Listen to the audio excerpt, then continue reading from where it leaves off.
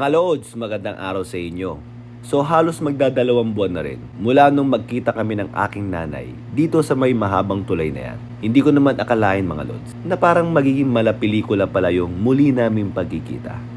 Minsan nga parang natatawa na lang ako na para bang nilalaro tayo ng tadhana, di ba?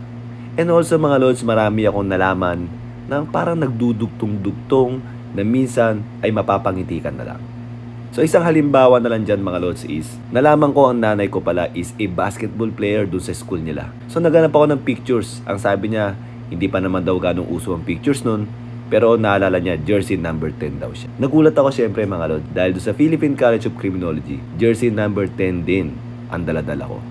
Pagkatapos mga Lods, ang nanay ko pala is gold medalist sa intercollegiate. Kumbaga parang NCAA UAAP nila yun. Sa sprinting, 100-meter dash. Well, ako hindi naman ako natuloy na maging track and field player, pero mabilis din akong tumakbo. Kaya nga sa sports fest namin, sa may batch namin, ako ang fastest man. Ako ang nanalo ng 100-meter dash ng gold medal. So may mga pagkakapareho kami na nagugulat ako mga Lods, di ba? Pagkatapos, yung pinsan ko pala, sinasabi ko sa kanya, every time na nakikita ko yung anak kong si Winter at si Thunder, parang naalala ko yung nung bata pa kami. Kasi siya yung ate, then ako yung mas bata. Pagkatapos, mahal na mahal niya ako kahit na minsan nag-aaway kami sa mga maliliit na bagay. Pagkatapos tinanong niya, ilang taon na daw ba yung anak ko? Sabi ko, 5, then magsi-6. Kailan daw ang birthday? Nung sinabi ko yung birthday, same birthday pala sila. Akalain mo yun, di ba? Yung iniisip ko yung anak ko na parang si Ate Yongju, same birthday pa sila. Pero ang pinakamatinding nangyari kasi mga Lods, nung pauwi na kami, wala na yung lola ko, which is isa siya sa mga nagatid sa akin doon sa may airport. So ngayon parang ang nangyari, siya yung pumalit sa lola ko. Pero Lods, ito yung talagang pinakamatinding na-realize ko nung pag-uwi na namin. Medyo na-delay kasi yung flight namin eh. So September 10 dapat ang landing namin. Nag-land kami ng September 11. And saktong-sakto, birthday ng anak ko yun, ng pang-6 na taon. Naalala nyo ba mga Lods? 6 years old ako dinala dito sa Pilipinas.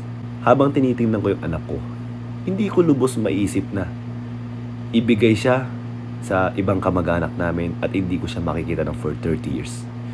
Ano kayang klaseng sakit ang naramdaman ng nanay ko habang binibigay niya ako sa airport? So habang tinitingnan ko yung anak ko, hindi ko ma-imagine kung ano man yung sakit na yun. And that's the reason why kahit na alam kong ako ay nangulila sa kanya, siya din naman ay nangulila sa akin. Kaya nung nagkita kami, wala nang sisihan. Ang kailangan lang namin magyakapan at iparamdam sa isa't isa na na-miss namin ang bawat isa at mahal namin ang bawat isa. So yun lang mga Lods, shinare ko lang sa inyo yung mga parang agam-agam sa aking mga isipan na may mga duktong-duktong sa buhay na parang nilalaro talaga tayo ng tandaan. So yun lang mga Lods ha. Thank you sa pakikinig.